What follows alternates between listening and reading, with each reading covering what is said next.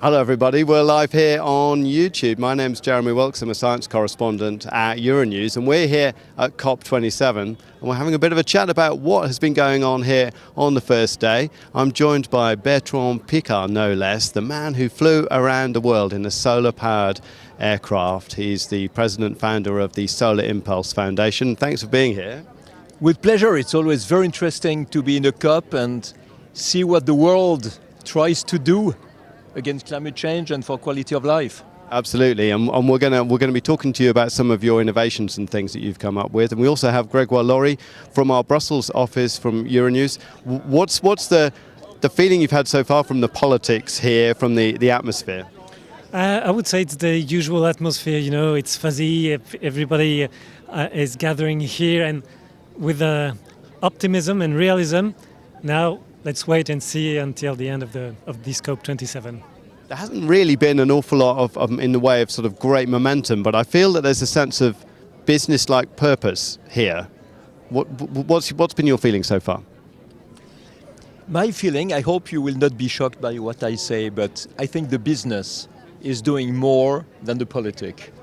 Because when you listen to the politicians, they say, after a long list of problems, we have to do something. And we say, wow, that's a good introduction. But the problem is, it's not the introduction, it's the conclusion. And then they go sit down and the same thing starts again. And this is really depressing. When you speak to the private sector, when you speak to the investors, to the industry, to the business world, they know exactly what they have to do to be more efficient, to save natural resources, to emit less CO2, to make a better business, because they will produce more in consuming less. What's the motivation? What's the motivation there? Why do you think that that's happening? What's motivating the businesses? Because surely they just should be concerned about their bottom line most of the time. Yeah, because there is no future in doing what we have done in the past. Just no future. The world wants new products, wants less CO2. The CO2 price will go up. The tolerance for pollution is decreasing in the mindset of the population, and the business wants to be still at the forefront of the change. The politic is afraid to be at the forefront of the change, except maybe the European Commission, which is the most ambitious government, I would say. Yeah, no, I was just having a chat actually with the President of the European Commission, name dropping a bit there, but that was quite good. But Al Gore was just telling everybody, though, to their faces, they have a credibility problem. What do you think? Do you think he's right, and do you think that has any impact? He has to do this call, and will it have an impact? Wait and see. Wait until the end of this COP. Yes, I think the global north has to give more credibility to all their pledges, to all their commitments they have to deliver, and that's the key word for this COP. He had the right tone for that, Al Gore.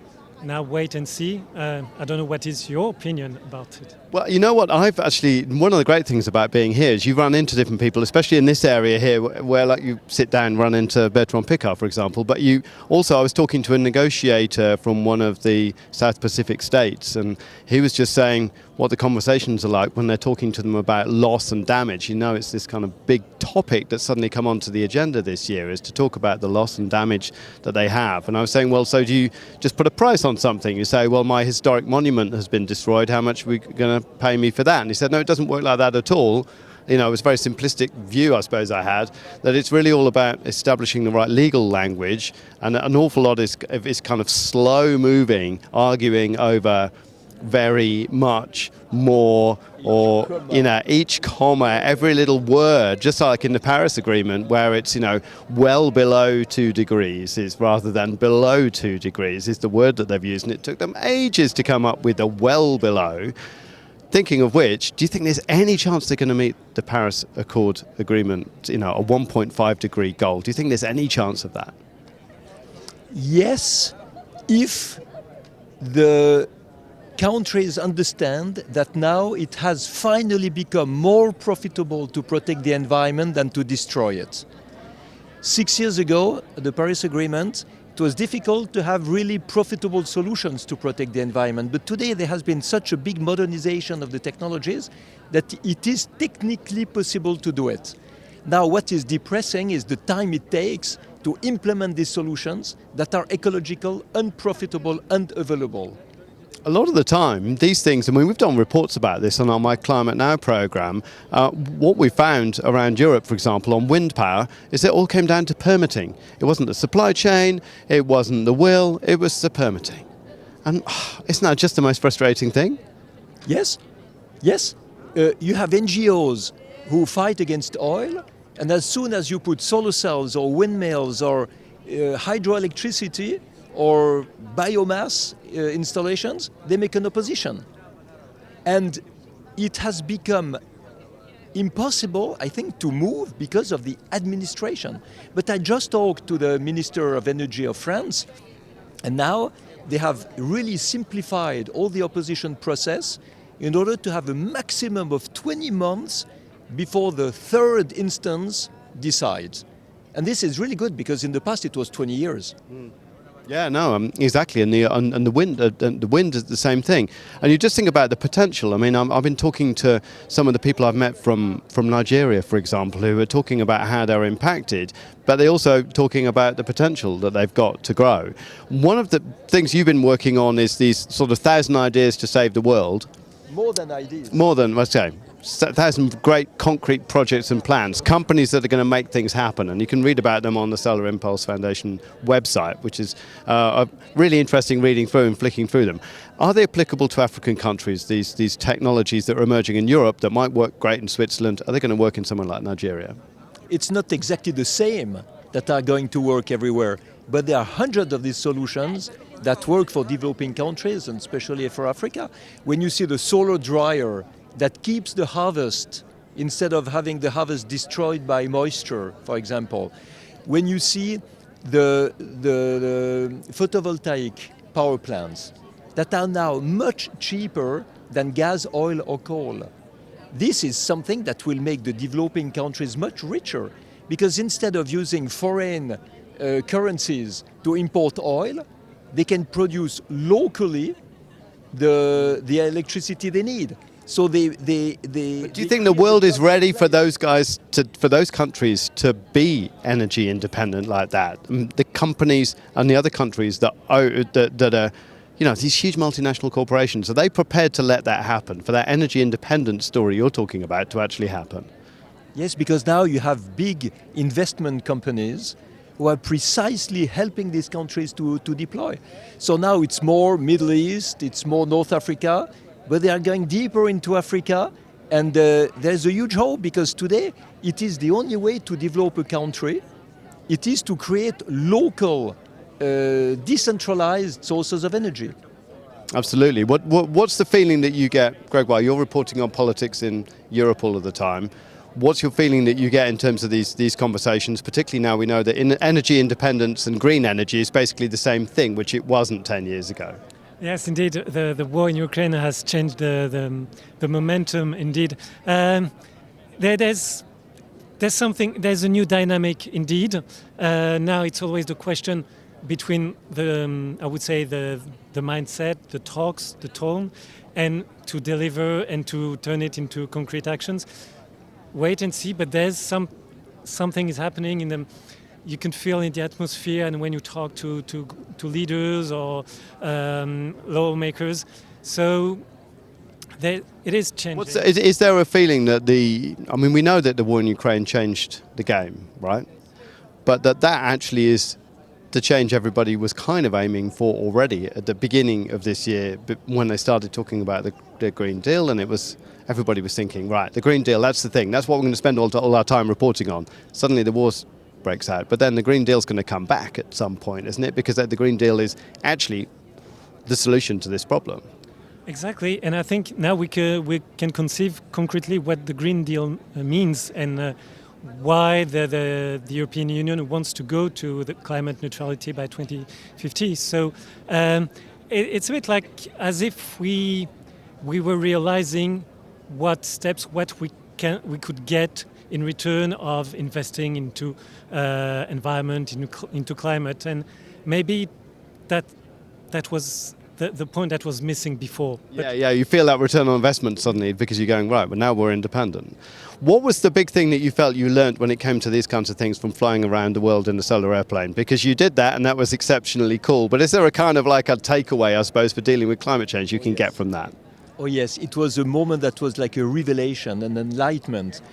When I was flying with no noise, no fuel, no pollution, and I could stay in the air as long as I wanted, suddenly I thought, I'm in the future.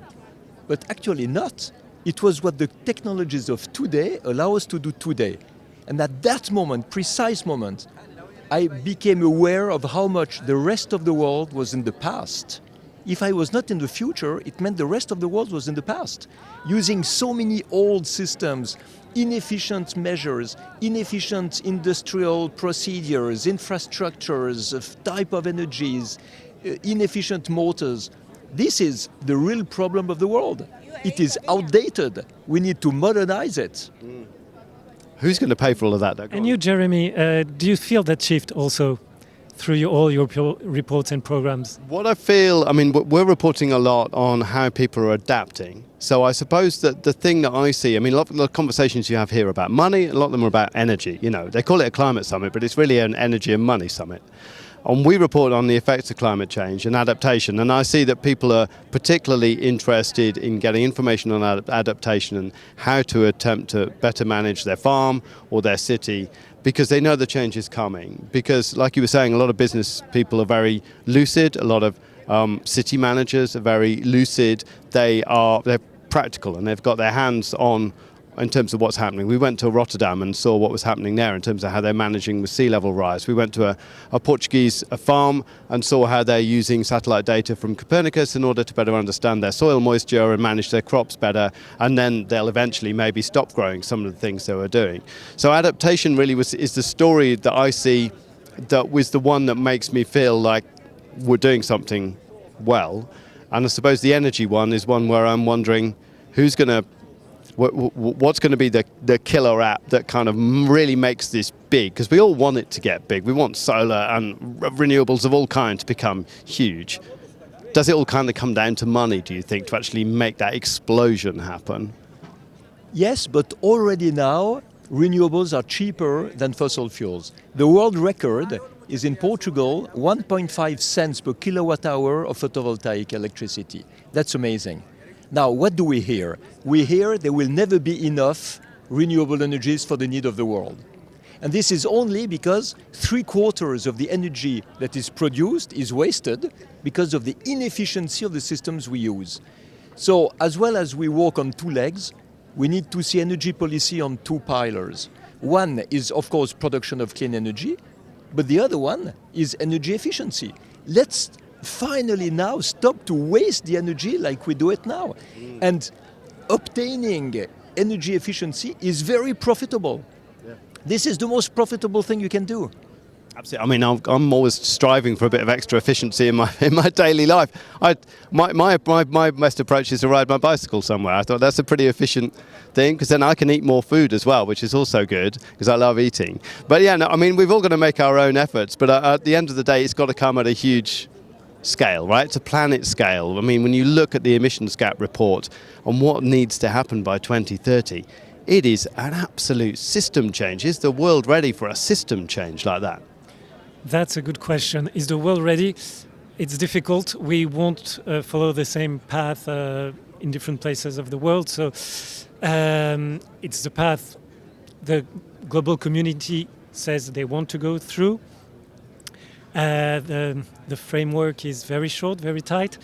It's going to be difficult. I know for Europe that also with the energy crisis, we will have to maybe reschedule the deadlines. So, one of the things people often ask, when I ask people that question, they say to me, "Yeah, but you see what we did with COVID?" And I think, yes, but that's because you were concerned about dying. And maybe in Europe, people aren't concerned that their life is at risk related to this. They just think it's a change. What do you think? Yes, because they don't see the urgency of the climate change. And they saw the urgency in the COVID. So this is why when we speak of climate change, I'm always having this argument. Even if you are climate change denier, even if you don't care about the environment, look at what is today the most profitable thing. It is renewable energy, it is energy efficiency, it is circular economy, it is good waste management, it is decarbonized buildings because the value is higher. And at the end, do it for your money, for your investment, if you are not doing it for the climate. And I think this is the argument that we have to push much more. A little reminder there, straight above our heads, we're very close to the airport here in Sharm el-Sheikh, which is a nice little reminder of our use of fossil fuels all the time. You managed to fly around the world in a solar-powered aircraft, but when it comes to aviation, people are always talking about SAF, sustainable aviation fuels. Where are we with that actually at the moment? Bring me up to speed. Is that happening? Are we actually going to be able to start making planes like the one that just went past fly on sustainable aviation fuels? Sustainable aviation fuel exists, electro-fuel exists, going from CO2 and hydrogen to kerosene, but the problem is to scale up. And because of this problem of scaling up, you hear a lot of criticism say, oh, aviation cannot decarbonize, the world cannot decarbonize. But let's focus now on the low-hanging fruits, not the most difficult thing. Aviation is the most difficult thing to decarbonize. But making zero-carbon buildings, living with renewable energies, being energy efficient, having electric mobility, all this is a low-hanging fruit that we have to grab right now. So let's not be pessimistic because of 3% that we cannot decarbonize when 97% of it could be done much quicker. That's an interesting point of view. They're grabbing now because we're all looking at our bills for transport, for heating. So I think now we're grabbing it, and it's a bit what you were saying earlier. Now with the pandemic, you said we felt the threat. Now we feel the bill, I would say, and so that's the materialization, I would say, of this prise de conscience. Yeah. Yes. How do you say that in English? Anyway, you know what he meant. Awareness. There we go. I'm going to start wrapping things up, but I want to show. First off, we're going to now look. I was given these by some very nice young people I met earlier. This might be the food of the future, possibly not in a plastic sachet though. This is some kind of vegan beef jerky, made from plants basically. Do you want to open up and have a try? Yes. We're going to open it up and try and eat some. I'm going to, while they're doing that, I'm going to tell you about what it's like getting the bus to get here. Oh, you already got into it already. How is it? Very, very tasty. It gives the impression that it is dry meat. A lot of very spicy sauce. Very spicy. Am I going to get very this? spicy. Is this going to stain my shirt? You want me to hold the microphone? Go on. Go on, you tell us. Um, Did you get the bus But the today? taste is delicious. Well, delicious. I like it very much. I don't know for you. It's spicy. I hope you appreciate spicy food. I love spicy. No, it's yummy. But the best hamburger I ate in my life was a veggie hamburger at COP21 in Paris. Really? Juicy, full of taste. No, really good. I'd have to say that it's exceptionally nice. I love spicy food. That is really, really good. Well done. And they have to remain anonymous. I don't want to give them too much free advertising, but give that a go. Finishing up while I'm still eating this, getting the bus. Did you get the bus today? Because it's really cool getting the bus because of all the people from all around the world. I was lucky. I got a bus. I just had to wait 5 minutes, but I felt a bit lonely when I was alone on the road waiting for that bus. But I made it. Same thing. And did you get the bus or did you fly in, or how did you? When you just got here? Well, we take a lot of trips by foot because it's much faster than to wait up for a bus. Oh yeah. But you know what I would like just to add, because there's one question that you ask, are we ready for the change? I have the impression we're a little bit like someone who is addicted to alcohol, to drugs, to cigarettes, and says, oh, I'm going to stop tomorrow. And this takes a lot of time. Today, the technology exists. It is profitable. And we really have to show that we will be much better with these new technologies, with these new solutions, than if we stay in the old world. Because all the addicted people, and today we're addicted to oil, we're addicted to a lot of old things, to inefficiency, to waste. we have to show that it's a big advantage to change, big advantage to become modern, to become efficient, to have all these new opportunities in front of us. Because the solution today is psychological. The technology has already solved the issue. I think that's such a good point. You're right. It's all in our minds, actually. All the tech is there. That's what I see when I'm going out reporting. The tech is there. Let's just make it happen. Grégoire Lory from Euronews Brussels office, Bertrand Piccard, founder of Solar Impulse Foundation, and me, Jeremy Wilks, science correspondent at Euronews. That's all we've had time for now, but we'll be back tomorrow. Send us your questions on social media if you want to know more about the bus, because I've got a lot to say about that. But if you want to know more about the food, or the lack of it, or you want to know more about climate change, or any of those important things, what's happening here at COP, send us your messages, and we'd love to hear from you. See you soon.